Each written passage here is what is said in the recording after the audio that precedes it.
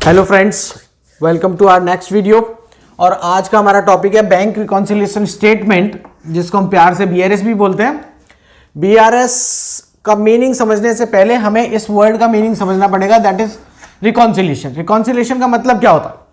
Reconciliation का मतलब होता है डिफरेंसेस को खत्म करना।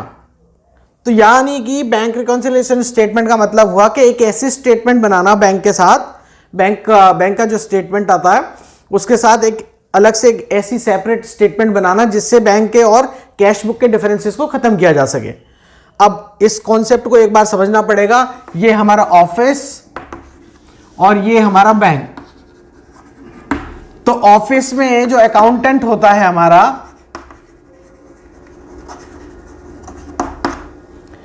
वो अपनी कैश बुक बनाता है, और बैंक के जो एम्प्लॉइज होते हैं, बैंक में हमारा जो रिकॉर्ड होता है उसके लिए वो बनाते हैं पासबुक। तो कैश बुक में एंट्री हम लोग करते हैं और पासबुक में एंट्री बैंक करता है। अब क्योंकि ये दो अलग अलग लोग हैं, तो इन दोनों बुक्स में डिफरेंस आना क्वाइट पॉसिबल, इजी है, क्योंकि बहुत सारी वजह हो सकती है। कॉजेस पे मैं अभी थोड़ी देर में आऊंगा। तो ये तो पता लग गया कि हमें डिफरेंसेस हो सकते हैं, किन वजहों से हो सकते हैं उसको हम कॉजेस में कवर करेंगे, या हम इसको रीजंस भी बोल सकते हैं। बच्चों, बिल्कुल आसान तरीके से समझाऊंगा, ऐसा तरीका बिल्कुल कभी नहीं सीखा होगा, बिल्कुल सिंपलेस्ट, उसके बाद गलती होने की गुंजाइश भी खत्म हो जाएगी। तो डिफरेंसेस हो सकते हैं। अब ये बताते हैं कि हम बनाते क्यों हैं डिफरेंसेस को कवर करने के लिए, लेकिन ऐसा होता है तो हम बनाते कब है? तो ये जनरली, वैसे तो कभी भी बनाया जा सकता है, लेकिन लास्ट डेट ऑफ मंथ पे बनाते हैं।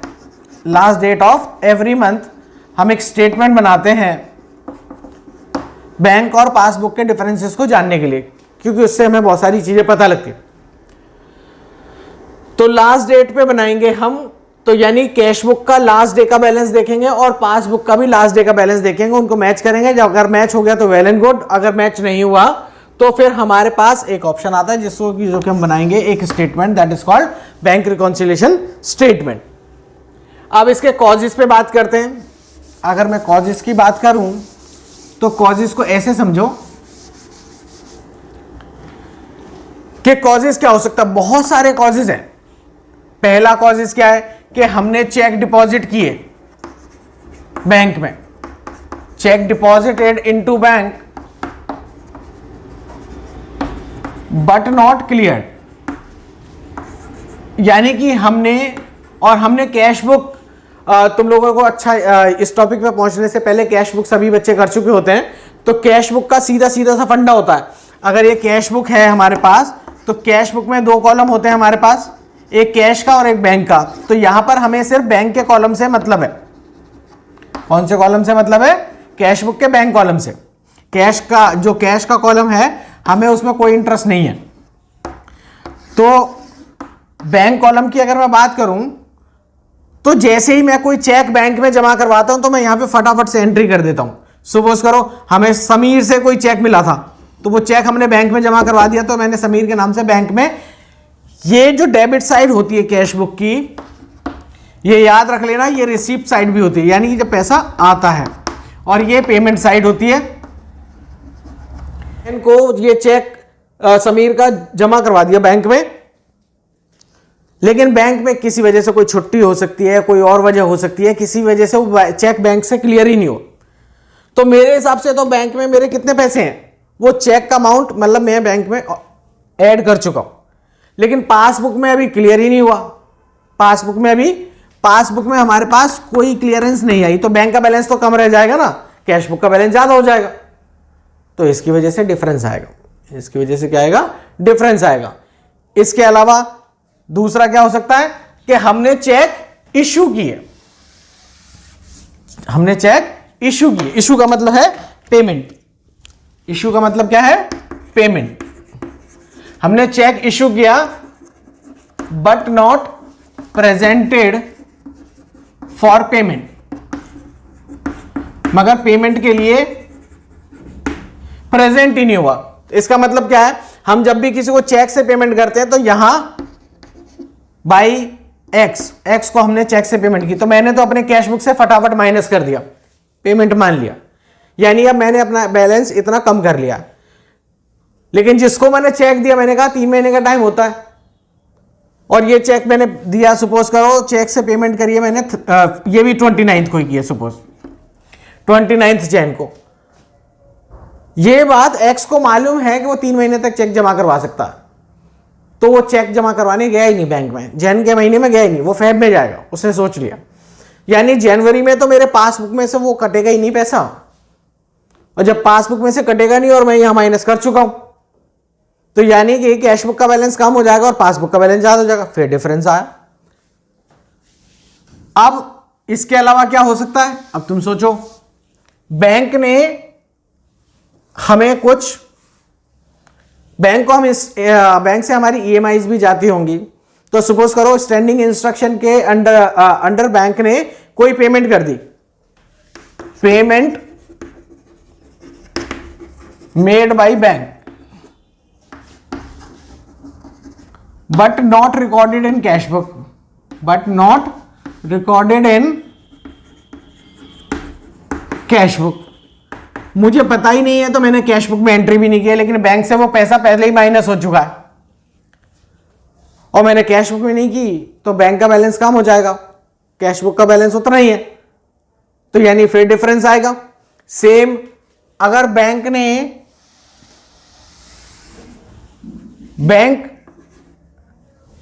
ने हमें interest charge by bank, interest charge by bank ने इंटरेस्ट चार्ज किया, ठीक है, तो बैंक ने पैसे काट लिए, तुम्हें कोई चिट्ठी डाल के थोड़ी ना बताएगा।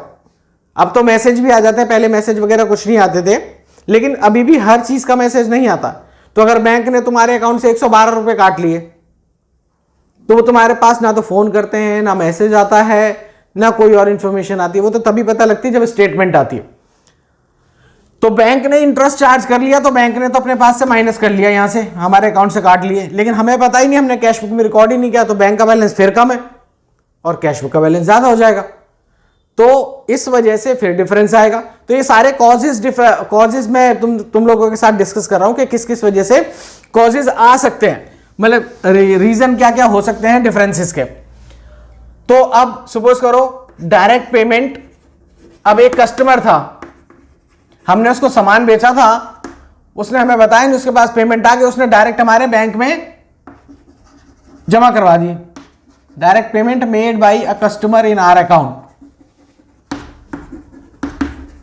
तो हमारे अकाउंट में उसने पैसे जमा करवा दिए, तो पासबुक में तो प्लस कर दिया बैंक ने, हमें पता ही नहीं है तो हमने प्लस नहीं किया, तो हमारा बैलेंस कम है और बैंक का ज्यादा, यानी पासबुक का बैलेंस ज्यादा है, तो फिर एक डिफरेंस आएगा।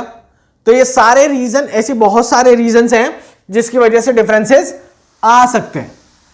तो इनको ठीक कैसे करना है, तो अब इसको समझते हैं एक बारी कि इसको ठीक कैसे करना है।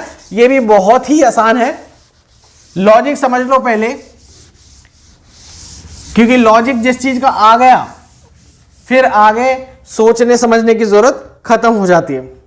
तो इसका पहले एक बारी फॉर्मेट देखते हैं हम, फॉर्मेट कैसा बनता है बैंक रिकॉन्सिलिएशन स्टेटमेंट का। एक क्लासिकल फॉर्मेट भी बनता है, हम उसमें बात नहीं करेंगे, हम वो बात करेंगे जो एग्जाम में तुम्हें करके आना।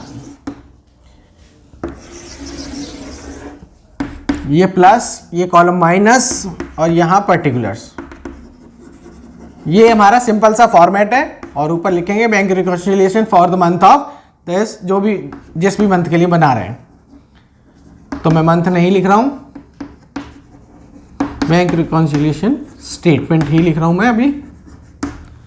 तो अब मैंने बताया कि डिफरेंस किस में होता है, या तो कैश बुक में या पासबुक में। तो क्वेश्चन में तुम्हें या तो कैश बुक का बैलेंस दिया होगा या पासबुक का, तो चाहे कैश बुक का बैलेंस दिया हो चाहे पासबुक का, हम यहां पर जिसका भी बैलेंस दे रखा होगा, सपोज करो कैश बुक का दे रखा है, तो हम कैसे लिखेंगे, balance as per cash book. अब एक चीज और समझ लो, यहां अगर मैं कैश बुक की बात करूं और फिर पासबुक की भी बात करूं यहां, तो कैश बुक का अगर क्वेश्चन में डेबिट बैलेंस डेबिट बैलेंस अगर हमें गिवन है कैश बुक के केस में तो इतना याद रखना कि वो हमें प्लस में लिखना है, और अगर क्रेडिट बैलेंस हमें गिवन है तो फिर हमें लिखना पड़ेगा माइनस में, यानी दो कॉलम बनाए हो ना, एक प्लस का एक माइनस का, यानी कि कैश बुक का balance as per cash book debit दे रखा है तो यानी हमें प्लस में लिखना। अगर balance as per cash book credit balance given है तो वो हमें माइनस में लिखना। अगर पासबुक के केस में डेबिट बैलेंस गिवन है तो वो हमें माइनस में लिखना है, और क्रेडिट बैलेंस अगर हमें लिखना है और क्रेडिट बैलेंस गिवन है तो वो हमें प्लस में लिखना है, क्योंकि कैश बुक का अगर क्रेडिट बैलेंस गिवन है तो इट सिंपली मींस ओवरड्राफ्ट, और कैश बुक का और पासबुक का बैलेंस मैंने कहा इसका डेबिट होगा तो उसका क्रेडिट होता है, तो यहां डेबिट बैलेंस मतलब ओवरड्राफ्ट, यानी कि अब हमें सिंपल सा, और अगर ओवरड्राफ्ट गिवन है साफ साफ तो फिर तो कोई बात ही नहीं। तो इस तरीके से हमें ये बैलेंस हमें लिखना है। तो अभी हम मान लेते हैं कि कैश बुक का बैलेंस हमें गिवन है नॉर्मल, और वो बैलेंस हम कहां लिखेंगे, नॉर्मल बैलेंस हमें गिवन है। इसमें ओवरड्राफ्ट का केस अभी नहीं कर रहे हम, ओवरड्राफ्ट का केस बाद में देखेंगे। तो सपोज करो 18,000 हमें बैलेंस गिवन है, balance as per cash book हमने लिखा 18,000। अब पहला क्वेश्चन, पहली जो ट्रांजैक्शन दे रखी है उसने बोला checks deposited into bank but not cleared, अभी तक क्लियर नहीं हुए। तो इसका मतलब क्या है, ऐसे को करने के लिए 8,000 रुपए के चेक्स हैं जो हमने बैंक में जमा करवाए लेकिन अभी तक वो क्लियर नहीं हुए। तो इसका मतलब क्या है, एक लिखो कैश बुक का बैलेंस और एक लिखो पासबुक का। इतना इजी तरीका है ये, तो आपको अंडरस्टैंड करना पड़ेगा। तो कैश बुक का बैलेंस सपोज करो 18,000 ही मान लो, और 8,000 के चेक हमने जमा करवाए। 8,000 के चेक जमा करवाने का मतलब क्या है, देखो एक चीज समझ लो, ये कैश बुक है। कैश बुक में एक बैंक कॉलम होता है, कैश कॉलम होता है।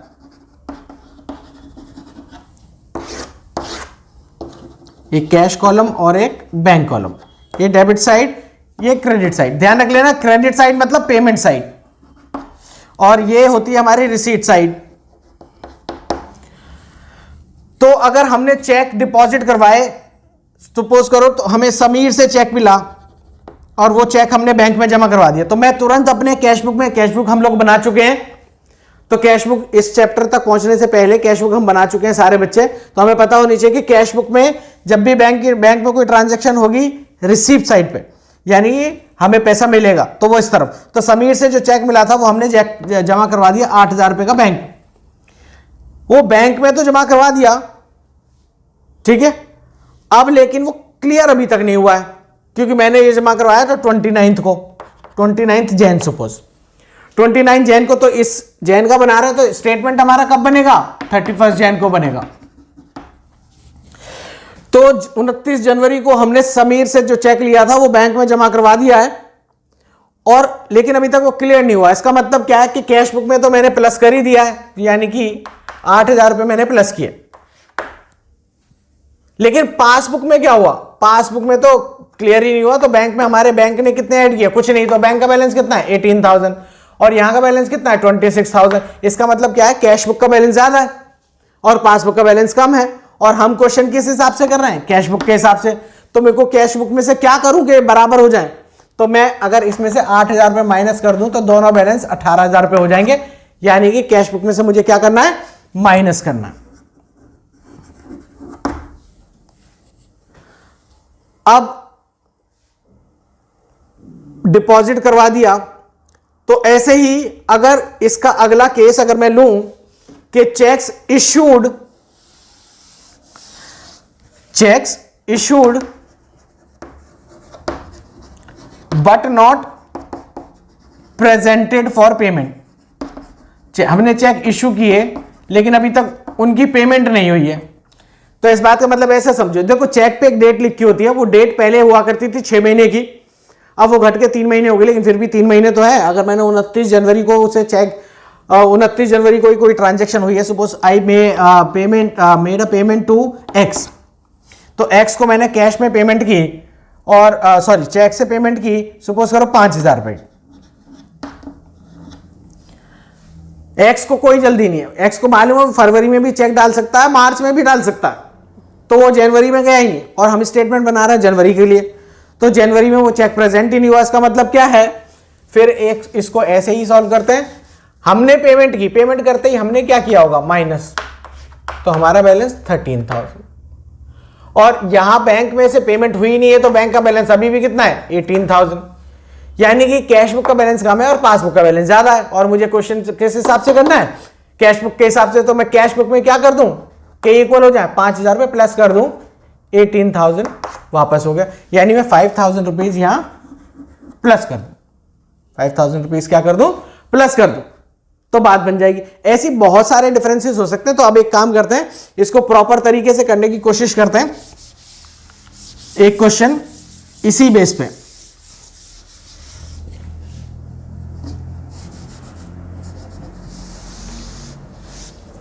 तो हमारा पहला था check deposited into bank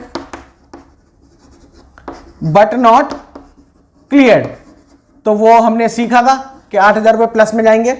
plus में क्यों जाएंगे, हमने देखा भी था कि जब हमें चेक रिसीव हुआ तो हमने कैश बुक में तो ऐड कर दिया, लेकिन बैंक में वो ऐड ही नहीं हुआ, तो कैश बुक का बैलेंस ज्यादा था, तो कैश, और हम क्वेश्चन कर रहे हैं कैश बुक के हिसाब से, तो कैश बुक में से माइनस कर दिया था। दूसरा, check issued but not presented for payment, presented for payment, payment के लिए प्रेजेंट ही नहीं हुआ। तो पेमेंट के लिए प्रेजेंट नहीं हुआ मतलब मैंने तो पेमेंट अपने कैश बुक में से तुरंत ही माइनस कर दी थी, 13,000 का बैलेंस रह गया था, लेकिन बैंक में पेमेंट ही नहीं हुई अभी तक, तो बैंक का बैलेंस उतना ही है। तो पासबुक का बैलेंस ज्यादा है, कैश बुक का बैलेंस कम है, तो दोनों को बराबर करने के लिए मुझे कैश बुक में अगर एडजस्टमेंट करनी पड़े तो 5,000 रुपये में प्लस करूंगा, तो मैं यहां पे 5,000 रुपीज प्लस कर लूंगा। अब नेक्स्ट ट्रांजेक्शन, उसने बोला कि बैंक चार्ज इंटरेस्ट, बैंक ने इंटरेस्ट चार्ज किया। अब बैंक ने इंटरेस्ट चार्ज किया, चार्ज का मतलब काट लिया, तो इंटरेस्ट के पैसे बैंक ने काट लिए। सपोज करो 400 रुपए, कितने, 400 रुपए बैंक ने काट लिए, तो बैंक ने माइनस किए होंगे मेरे अकाउंट से 400 रुपए, तो ये हो गया 17,600। मुझे पता ही नहीं है, बैंक ने ना तो कोई चिट्ठी लिखी, ना कोई मैसेज आया, ना कुछ हुआ। मैसेज का चक्कर तो अभी आ रहा है पिछले कुछ टाइम से, नहीं तो पहले तो मैनुअली हुआ करता था, तो पहले चिट्ठी आती थी, वो भी 10-15 दिन लग जाते थे उसमें। तो अब उस केस में हमारे पास मैसेज नहीं आया, तो हमने कितना माइनस किया, हमने कुछ नहीं माइनस किया, तो हमारा बैलेंस अभी भी 18,000 ही है। तो कैश बुक का बैलेंस ज्यादा है, पासबुक का बैलेंस कम है, और हम चल रहे हैं कैश बुक के हिसाब से, तो मुझे कैश बुक में से अगर मैं 400 रुपये माइनस कर दूं तो मेरा बैलेंस भी 17,600 हो जाएगा, यानी 400 रुपये मुझे क्या करना है, माइनस करना है। अगर किसी कस्टमर ने बैंक में डायरेक्ट पेमेंट कर दी, सपोज करो मैंने किसी को कुछ सेल किया था अभी पिछले महीने, उसके पास पैसे आ गए, तो उसने मेरे अकाउंट में डायरेक्ट पेमेंट कर दी। तो डायरेक्ट पेमेंट करने का मतलब यह हुआ कि मेरे अकाउंट में पासबुक में बैलेंस, बैंक में पेमेंट आई तो कैश बैंक उसने मेरे अकाउंट में प्लस कर दिए होंगे 4,000 रुपये का, सपोज, तो 4,000 रुपये बैंक में प्लस हो गए, तो बैंक का बैलेंस है 22,000 रुपये, और मुझे पता ही नहीं है, तो मैंने क्या ऐड किया अपने पास, कुछ नहीं, तो मेरा बैलेंस कितना है 18,000। तो कहां का बैलेंस ज्यादा है, पासबुक का, कहां का कम है, कैश बुक का, और मैं चल किस हिसाब से रहे, कैश बुक के हिसाब से, तो कैश बुक में क्या करूं, प्लस कर दूं, यानी कि directly paid by customer into bank, paid by customer into bank, कितना, 4,000 रुपीज, तो मैंने अपने पास प्लस कर लिया। तो ऐसी बहुत सारी ट्रांजैक्शंस हो सकती हैं, इसके लिए प्रैक्टिकल क्वेश्चंस मैं तुम्हारे वीडियो के साथ डाल दूंगा, तो वो वहां पे आप देख सकते हैं, टीएस ग्रेवाल के और डीके गोयल दोनों के डाल दूंगा मैं, तो वहां पे हम देख सकते हैं। तो अभी ये क्वेश्चन हमने एक छोटा सा क्वेश्चन ऐसे ही ट्राई किया है, पेपर में एग्जाम में तुम्हें ऐसे ही करना है बिल्कुल। तो अब हम देखेंगे कि कौन सी साइड ज्यादा है हमारे पास। अब ये भी हो सकता है बैंक ने इंटरेस्ट चार्ज किया, कभी कभी बैंक हमें इंटरेस्ट देता भी है, तो अगर बैंक ने हमें इंटरेस्ट दिया, सपोज करो interest credited by bank, bank ने इंटरेस्ट दिया, सपोज करो 600 रुपए का दिया, तो बैंक ने मेरे अकाउंट में प्लस किए होंगे, तो वहां का बैलेंस कितना हो गया 18,600, मुझे पता ही नहीं है, तो हमारा बैलेंस अभी भी 18,000 है। तो मैं क्या करूं दोनों को बराबर करने के लिए, कैश बुक में क्या कर दूं, प्लस कर दूं 600 रुपए, और हम चल भी कैश बुक के हिसाब से रहे, तो 600 रुपए हमने प्लस कर दिया। तो अब हमारे पास क्वेश्चन ऑलमोस्ट डन है। तो पहले हम देखेंगे कौन सी साइड, जैसे अकाउंट बैलेंस करते हैं बिल्कुल वैसे ही करना है। यहां का बैलेंस हुआ 18, 23, 27, 600। तो जो साइड ज्यादा होती है उसका बैलेंस यहां लिख देंगे दोनों साइड पे, और उसमें से ये दोनों माइनस किया 8400, तो 002 9 19,200 is the balance, 19,200 is the balance. और ऊपर कैश बुक दिया है तो नीचे कौन सा बैलेंस निकला, बैलेंस एज पर पासबुक। बस इतना करके तुम्हें छोड़ देना है, एग्जाम में नो जीरो मार्क्स कट, यानी कि कोई मार्क्स कटने की गुंजाइश नहीं है। ये मेथड अगर तुम्हें समझ में आ गया तो तुम्हारा बीआरएस का कोई भी क्वेश्चन गलत नहीं हो सकता, you can be assured of that. तुम्हें बस अपना लॉजिक को डेवलप करना पड़ेगा थोड़े से क्वेश्चन प्रैक्टिकल करके, और उसके लिए मैं तैयार हूं, मैं प्रैक्टिकल सॉल्यूशन डाल दूंगा, हो सकता है आज ही डाल दूं या कल, पर आपको वो मिल जाएंगे। ओके गाइस, थोड़ा सा मेहनत कर लो and support me so that I can give you good videos, and thank you very much for watching the video. Thank you very much, bye, get ready for the exam, bye, see you।